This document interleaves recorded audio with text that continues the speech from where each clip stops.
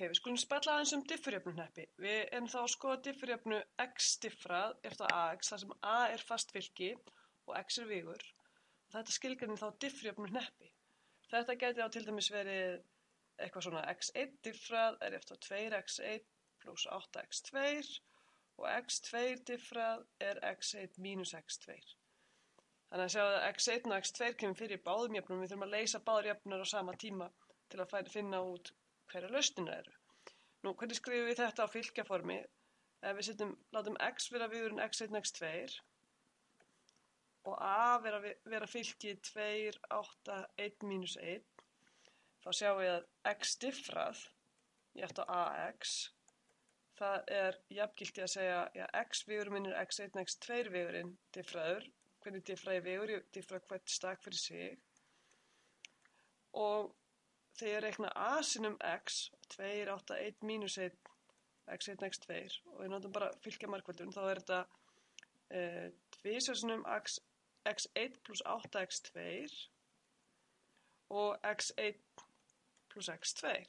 Svona, og ég glemdi reyndar mínusnum. Nú margfölda hérna þessi sinnum þessi, þá fáum við nærlínuna. Og sjáðu hvað stendur, það stendur x1 diffraður jaft og 2x1 plus 8x2 og x2 diffraður jaft og x1 mínus x2. Þetta er önnur leið til að skrifa diffurjöfnuhneppi. Nú, við höfum líka að sé hvernig við getum skrifað diffurjöfnur á hærra stigi sem fyrsta stigs diffurjöfnuhneppi. Skoðum það. Segjum að við séum til dæmis með diffurjöfnuna y tvídiffrað plus p y diffrað plus q y er eftir 0. Þá getum við skilgreint fyrir okkur vigur y sem er vigurinn y og y diffrað og fylkið a sem er fylkið 0, 1, mínus q og mínus p. Þá er y diffrað jafnt á ax, ay,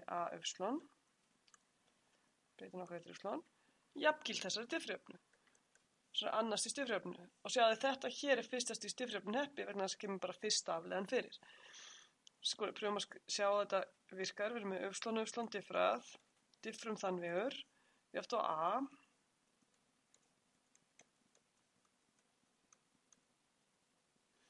Þá er hægri hliðin hérna ég margfaldar saman efstu línuna við dálkinn, ég fæ y diffrað. Þannig að efsta línan stendur hérna y diffrað eftir y diffrað. Og svo í neðri línunni í fylkinu þá fæ ég mínus q y mínus p y diffrað. Þannig sjáðu ég er með tvær jöfnur, y diffrað eftir y diffrað. Og það setur náttúrulega engar hömlur á hvað y má vera, það er alltaf satt. Og svo er ég með y tvisvar diffrað er ég eftir mínus p y diffrað mínus q y sem er nákvæmlega jafngilt í að segja y tvídiffrað plus p y diffrað plus q y er ég eftir 0. Þannig að við getum skrifað enda stigs diffurjöfnu sem fyrsta stigs diffurjöfnuhneppi með n-jöfnu. Nú, fyrsta lagi nú þurfum við að fara að spá í hvort við getum leyst svona jöfnu. Nú, setning 10.1 segir okkur að til er ótvíræð lausn. Þannig að við skulum vinda okkur bara beint í hvernig lítur eiginlega þessi lausn út. Ok, nú vitum við að ef ég er með bara y diffrað eftir k y, þar sem y er fall og k fasti, þá er lausnin c sem er veldurinn kx. Þannig að við ætlum að láta þetta inspirera okkur til að athuga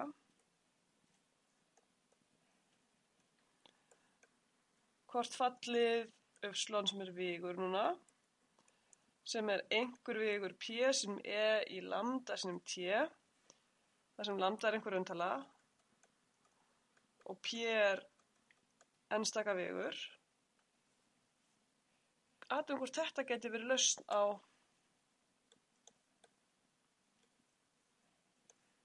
y diffrað er jaft á einhver eitthvað fasta fylki sinnum y.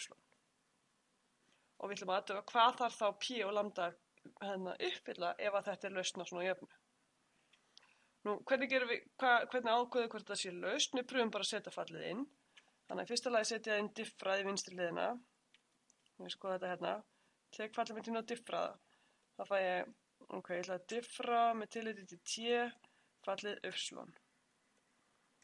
Ég fæ fast p er hérna vigur með föstum, þannig að ég fæ bara lambda sem p sem e í lambda t. Ok, pröfum þá að skoða hægri hliðina. Þá að ég segja a sinnum fallið mitt. Ok, hvernig fæ ég það? Það er bara a sinnum p sinnum e í lambda t, sé svona. Ok, þannig að ef þetta er laust, ef þetta hér er fallið laust, þá uppfyllir þetta differjöfnuna. Sem sagt er lambda p sinnum e í lambda t það sama og ap sinnum e í lambda t. Ok, þetta er vigur og þetta er eitthvað fall, þetta er vigur því búin að margfalda saman og þetta er eitthvað fall. Þannig að það er jafngilt hér að segja að lambda p sé eftir ap. Ef þetta gildir, þá er þetta hérna fall laust á differjöfnunum minni. Nú, hvernig geti ég fundið lambda á p sem sem uppfylla þetta hér? Nú, þetta er bara akkúrat uppfyllt ef lambda er eigingildi a og p er tilsvarandi eigin vigur. Skrifum það hérna. En athugið líka að ef að þetta er ekki það sama, þá er þetta hérna fall sem við byrjum með ekki laust. Þannig ef þetta er ekki eigingildi og ein vigur fyrir a, þá er þetta ekki laust. Ok, setjum þetta fram í setning. Setningin segir y eftir p sinnum e í lambda t er lausn á differjöfnuhneppinu x diffra eftir ax, þá og því aðeins að lambda er eigingildi a og p er tilsvarandi ein vigur. Ok, þá er það næsta skref. Við höfum séð að þegar við erum að leysa annars stigs differjöfnu, þá viljum við alltaf finna tvær línulega óháðar lausnir. Og núna, þegar við erum með endastigs differjöfnuhneppi, við erum með fyrsta stigs differjöfnu en það er n jöfnur, þá viljum við finna n línulega óháðar lausnir. Þannig við bætum við einni setningu þetta. Ok, setningi segir, ef a er n sinnum n rauntölufylki og við gerum ráð fyrir að a hafi eigingildin lambda 1 upp í lambda n, skýrum þau lambda, og tilsvarandi einvigra p1 upp í pn, sem eru línulega óháðir vigrar. Þá eru p1 sinnum e í lambda 1 sinnum t og svo framvegis línulega óháðar lausnir á þessari hérna differjöfnu. Þannig að þó sem við vitum línulega óháðar lausnir ef eigin vigrar eru línulega óháðir. Og við kunnum ákveða hvort að vigrar eru línulega óháðir. Við þurfum mögulega að rifja upp pínu línulega algebru, við skulum gera það. N-stykki vigrar eru línulega óháðir ef ekki er hægt að skrifa neitt þeirra sem línulega samantekt að hinum. Það þýðir ef ég tek hérna alla vigrana mína og raða þeim upp í fylki sem dálka og margfalda með einhverjum fastaða vigri, þá fæ ég út 0 bara akkurat þegar c er 0. Ok, það þýðir sem sagt með öðrum orðum að það er til lausn á þessu hérna jöfnuhneppi og hvenær er til lausn? Það er akkurat þegar ákveðan að þessu hérna fylki er ekki 0. Þannig skulum skrifa þetta upp líka. Vektorar fylkis p eru línulega óháðir ef ákveðan að p er ekki 0. Þannig að ef við tökum fylki p og röðum allum einvigrunum í dálkana, þá veitum við reikna ákveðun að hvort hún er 0. Ef hún er ekki 0, þá veitum við allir vigrarnir eru línulega óháðir. Nú, við vitum líka ýmislegt eigingildi og einvigra. Til dæmis vitum við eftirfarandi. Ef a er rauntölufylki, n sem er rauntölufylki, og það er með n stykki mismunandi rauntölu eigingildi. Sko, ég er að segja mismunandi tölur. Þá eru allir eiginvigrarnir sem svara til þess eigingilda línulega óháðir. Þannig að við getum séð leið að við erum með mismunandi eigingildi að við séum með línulega óháða eiginvigra. Nú, við rifjum n upp svolítið línulega algebru. Rifjum nú upp, ef við höfum n stykki línulega óháða vigra í r-jenta, þá mynda þessir vigrar grunn fyrir allt r-jenta. Það þýðir þá líka að það er hægt að skrifa hvern einasta vigur í r-jenta sem línulega samantekt af þessum vigrum.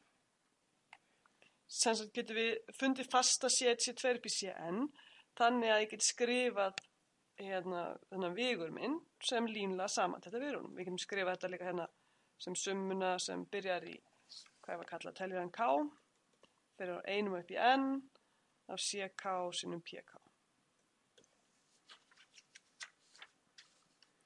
Ok, nú erum við tilbúin til að snúa okkur aftur að differjöfnuhneppunum. Við getum notað hérna línulega algebruna. Skoðum x diffrað er jafnt á ax og x af 0 er einhver vigur eta. Við erum sem sagt með uppafskildisverkefni. Þetta hefur lausnina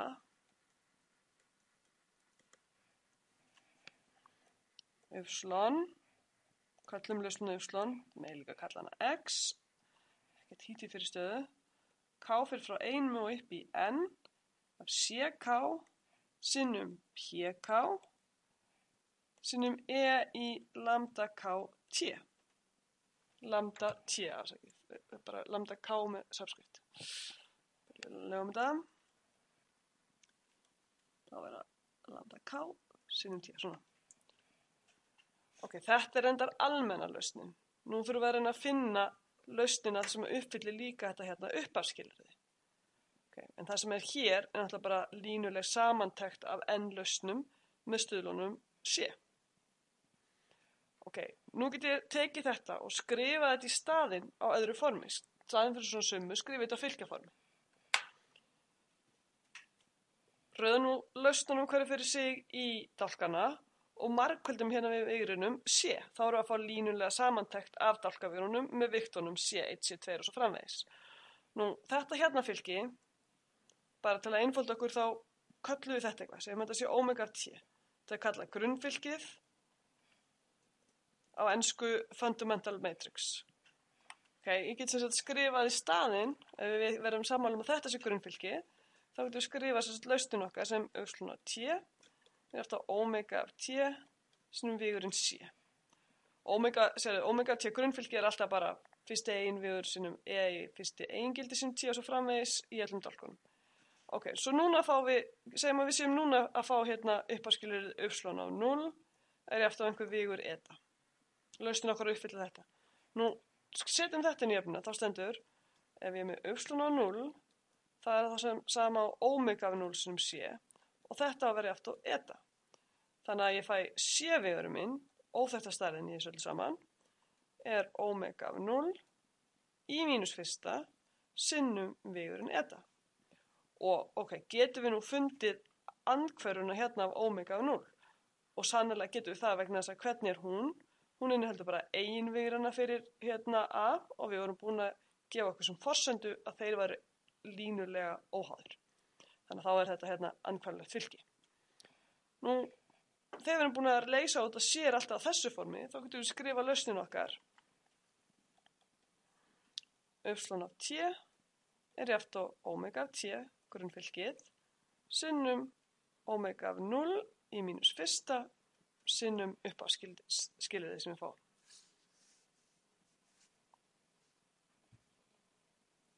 Þannig að þetta er alltaf lausnin. Nú, svo getur maður stýrt sér enn meira leið og sagt þetta hér fylki, omega af T sinnum omega af 0 í mínus fyrsta, það getur við aftur gefið enn annað bókstaf, stóra phi af T, T0, eða hérna í okkar tilfelli voru bara með T0 er 0, þannig að skrifum það bara. Og þetta er sem við kalla færslufylki. Á ensku transition matrix. Og þegar maður gerir það, þá getur maður að skrifa hérna phi af T, T0 sinnum eta. Þetta verður þægilt að vinna með þetta svona. Við höldum okkur nú mest bara við grunnfylkið. Ok, þá held ég að við séum tilbúin til að leysa dæmi. Nú sjá hvernig við getum notað þetta.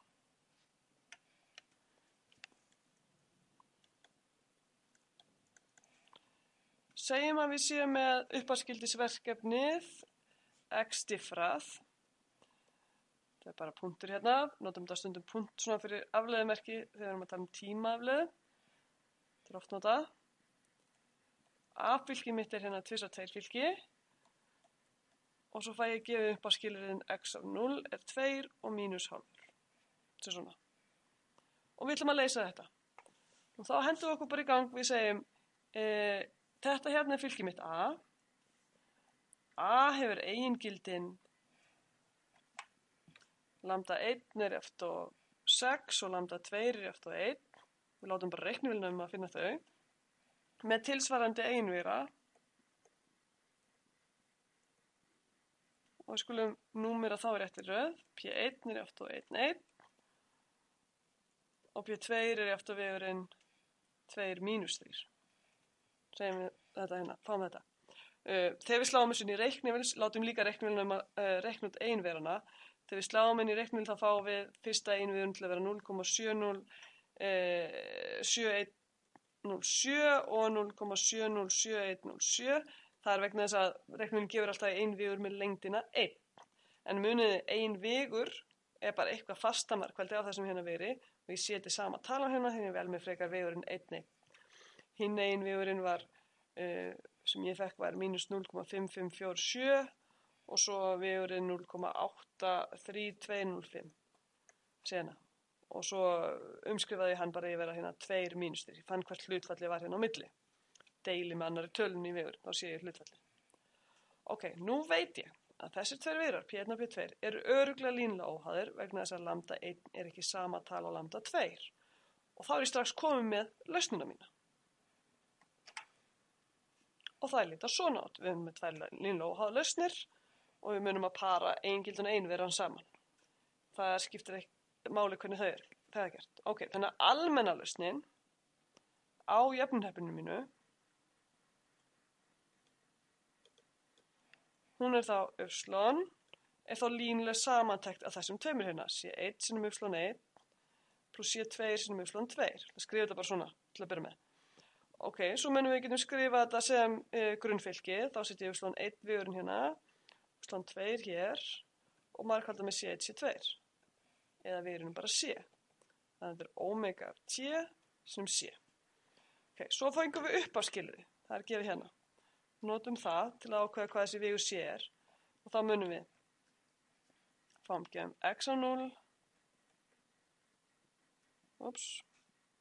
aðeins fínni x á 0 er 2 og mínus halvur þannig að ég með þess að omega af 0 sinnum vegurinn C áver eftir vegurinn 2 og mínus halvur.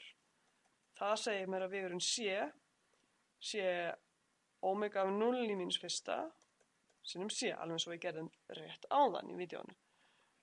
Ok, þannig að við setjum inn í þetta.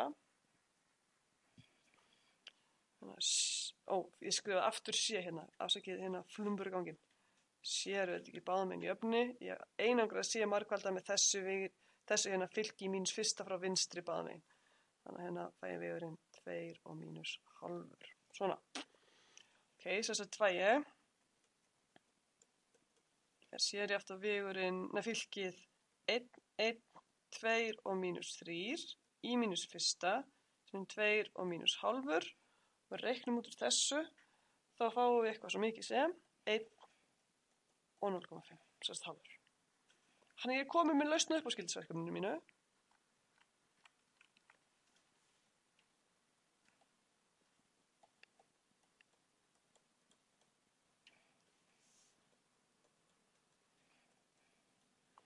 Ég fæ einu sinni C1, einu sinni C1 er 1, þannig að einu sinni y1 er 1, 1 sinnum það stendur hérna fyrir ofan, sinnum í 60, pluss halvu sinni y2, sem var vegurinn þessi hérna, 2 mínus 3 sinnum í veldinu t, og þannig ástunda 60, þetta var akkurat þessi hérna lausn.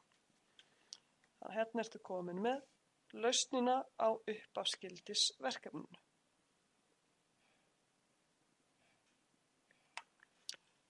Og mikilvægt í þessu, rifjum upp línulega algebruna, að af því að eigingildin hérna eru mismunandi tölur, þá vitum við að eiginvigrarnir eru línulega óháðir. Nú ef þetta er sama talan, þá getur eiginvigrarnir ennþá alveg verið línulega óháðir, en við vitum það bara ekki, við þurfum að gá. Og svo setjum við saman lausnin okkar og leysum út fyrir, ef við fáum uppáskilur, þá getum við fundið fastan C með aðferðin sem ég sýndi fyrir neðan. Og raun og veru breytist ekkert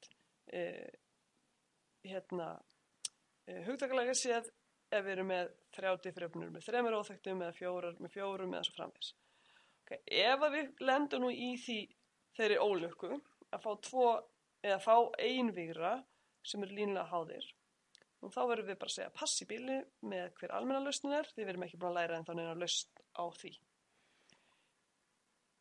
Og það er eitt enn sem ég ætla að nefna, það er ekkert því til fyrirstöðu að eigingildin hérna og eiginvíðarnir séu tvinntölur.